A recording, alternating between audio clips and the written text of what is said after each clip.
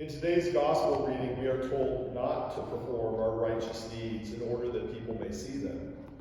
Instead, we are told to anoint our head and wash our face so that we don't appear to be fasting, to pray in secret, to give in secret so that we won't be praised by others for our piety. And yet here we are, gathered in public to pray together and receive ashes on our foreheads so that we take with us a very visible sign of our faith as we go into our communities and places of work.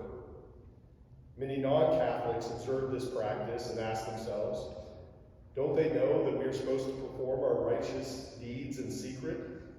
Why do Catholics begin Lent with such a public display? Well, we are familiar with Christ's teaching on this matter. In fact, this passage is read every single year on Ash Wednesday, precisely to remind us of the importance of practicing acts of piety and charity for the right reasons. The Lenten practices of prayer and fasting and almsgiving are so essential, so foundational to a meaningful religious life that Jesus doesn't even command them. Rather, he presumes them, telling the crowd, when you give, when you pray, when you fast, you are to do it in these ways. These practices are so foundational to spiritual life, so necessary that the practice itself goes without saying. He talks about these things in the same way that we would talk about things which are necessary for physical life, things like eating and sleeping and breathing. In the same way these things are necessary for physical life, the Lenten practices of prayer and fasting and almsgiving are the presumed necessities of a life which is spiritually alive. Archbishop Fulton Sheen once remarked that fasting detaches you from this world, while prayer reattaches you to the next world.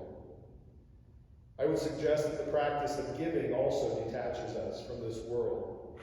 So we have two practices which help us to disengage from the things of this world, and one which helps us to re-engage with the next world and the life to come. If these spiritual disciplines are so fundamental as to be presumed, so necessary to the religious life that they go unsaid, then why all the secrecy? The answer is quite simple when we ask the question, who are we doing these things for? If we are merely wanting to impress others with our deep spirituality and religious piety, congratulations, job accomplished. We have received our reward in full. But today, Jesus reminds us that when we do these things, it ought to be for God's approval and not for people's praise.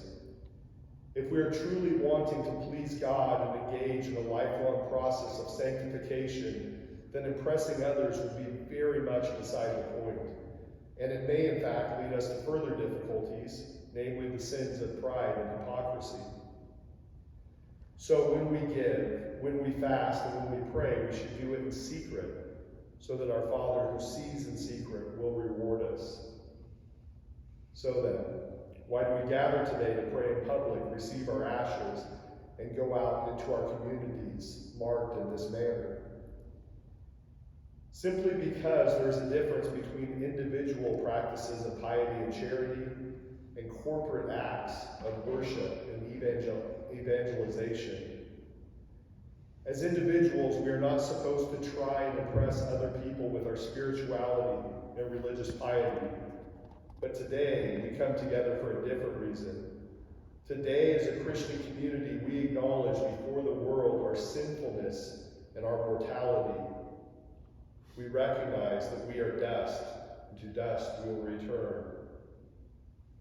And then we mark our foreheads with the cross of Christ and go into the world to proclaim, behold, now is a very acceptable time. Behold, now is the day of salvation.